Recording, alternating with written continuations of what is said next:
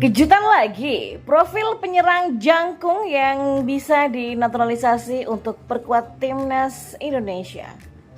Selanjutnya beri syarat ini, Persib Bandung lepas pemain ke timnas Indonesia U23. Dan yang terakhir, ketiban durian runtuh, keuntungan di luar nalar jika timnas Indonesia naturalisasi Ian Madsen ini bakal bikin geger. Simak selengkapnya hanya di Kamus Bola.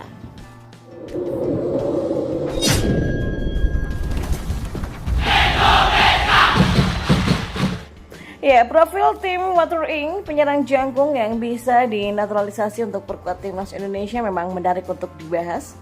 Pasalnya memang dengan tinggi 193 cm, striker yang bermain di kasta ketiga Liga Belanda bersama di Travers ini bisa menjadi senjata baru untuk Sinteyong di lini depan timnas Indonesia. Sebab para pecinta sepak bola tanah air sudah memiliki banyak info mengenai para pemain keturunan yang berkarir di benua biru tersebut.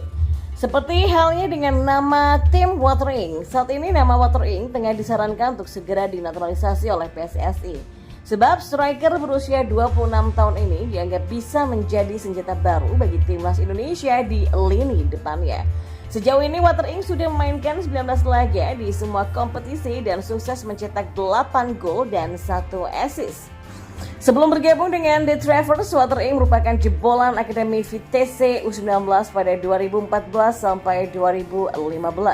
Lalu ia pindah ke NEC U19 dari 2015 sampai 2016 dan FC Groningen kedua dari 2016 sampai 2018. Ya, Water Ink baru bermain di klub senior bersama De Bataven di 2018 dan kini ia sudah menjadi andalan The Travers sejak musim 2023 sampai 2024 di kasta ketiga Liga Belanda. Water Ink sendiri diketahui lahir di Belanda seperti kedua orang tuanya. Darah Indonesia mengalir dari neneknya yang dikabarkan lahir di Semarang, Jawa Tengah. Dan kita beralih ke informasi bola yang lainnya.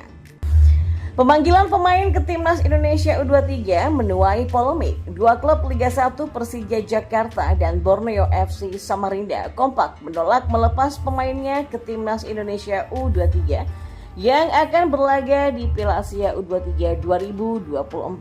Ya, keputusan Persija dan Borneo FC enggan melepas pemainnya bukan tanpa alasan. Kedua tim ini masih membutuhkan tenaga para pemain mudanya untuk mengarungi laga sisa kompetisi Liga 1 2023-2024.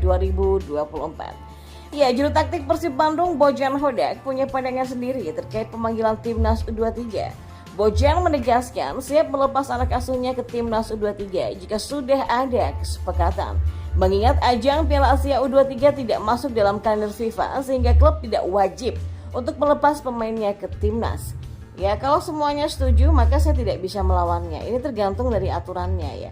Kalau di Eropa tidak ada kewajiban tim melepasnya karena ini kan bukan agenda di kalender FIFA, kata Bojan. Diakui Bojan, situasi seperti ini bukan kali pertama dialaminya. Pelatih berkebangsaan Kroasia ini sempat merasakan situasi yang sama ketika menukangi timnas Malaysia U20. Ya, bagi saya nggak masalah sih kalau kami bisa membantu, maka kami akan membantu. Tapi satu hal yang perlu diperhatikan, harus ada sesuatu kesepakatan, kata mantan pelatih Kuala Lumpur FC ini. Bojan pun memberikan solusi agar tak ada lagi polemik dalam pemanggilan timnas U23. Dia menyarankan jika klub melepas pemain ke timnas U23, maka regulasi memainkan pemain U23 di Liga 1 harus ditiadakan. Maka dengan begitu klub tidak wajib menurunkan pemain U23 dalam pertandingan. Kami melepas pemain terbaik kami ke timnas U23, tapi ada aturan klub harus memainkan pemain U23 di Liga 1. Mungkin dengan begitu ya, mereka bisa memperbolehkan kami untuk tidak mengikuti aturan tersebut. Dan ini jadi salah satu solusi. Tapi pada dasarnya saya selalu siap untuk membantu timnas Indonesia dan itu memang penting, ujar Borak. Dan di informasi bola yang terakhir, keuntungan timnas Indonesia jika menaturalisasi Ian Madsen, Sheni Patinama dan alumnus PSIS Semarang kalah pamor pastinya. Ya, dilansir dari tribunwau.com, nama Ian Madsen tidak luput dari opsi untuk dinaturalisasi timnas Indonesia. Sosoknya tidak bisa dianggap sebelah mata, bahkan bisa disebutkan namanya untuk ke dalam jajaran pemain grade A untuk dinaturalisasi timnas Indonesia. Pasalnya, secara karir, Ian Maatsen dapat dikatakan sangat mentereng sejauh ini. Setidaknya ada 6 keuntungan yang bisa didapatkan timnas Indonesia kalau berhasil menaturalisasi Ian Maatsen. Dan berikut adalah ulasan selengkapnya. Yang pertama, dapat diproyeksikan jangka panjang. Nah, keuntungan pertama tentu saja berkaitan dengan usia Ian Maatsen yang terbilang masih sangat muda. Seperti diketahui, Ian merupakan pemain kelahiran Blaricum, Belanda pada 10 Maret 2002. Atau saat ini dia masih berusia 21 tahun.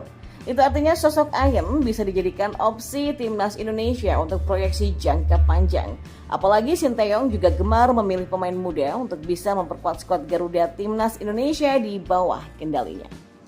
Yang kedua, berpengalaman di timnas Belanda kelompok usia. Nah, keuntungan kedua yang bisa didapatkan timnas Indonesia jika menaturalisasi Ian Maatsen adalah pengalaman dan rekam jejaknya dalam berkiprah untuk timnas Belanda kelompok usia.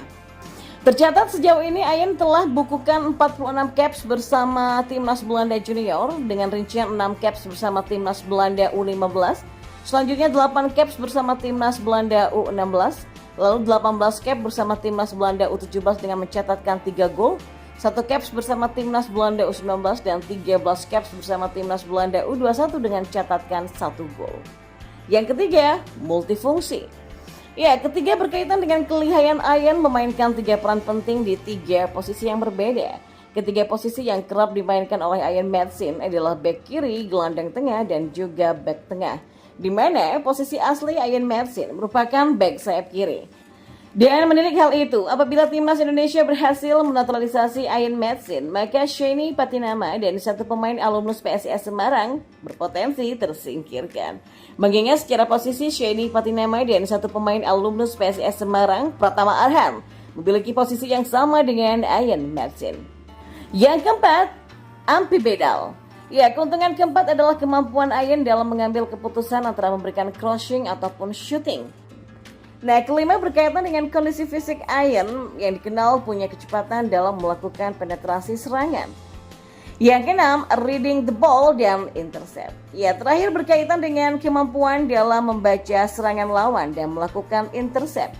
Permainannya yang tenang dalam mengolah bola memudahkan Ian untuk bisa melakukan pembacaan gerakan atau skema serangan yang akan dilakukan oleh lawan.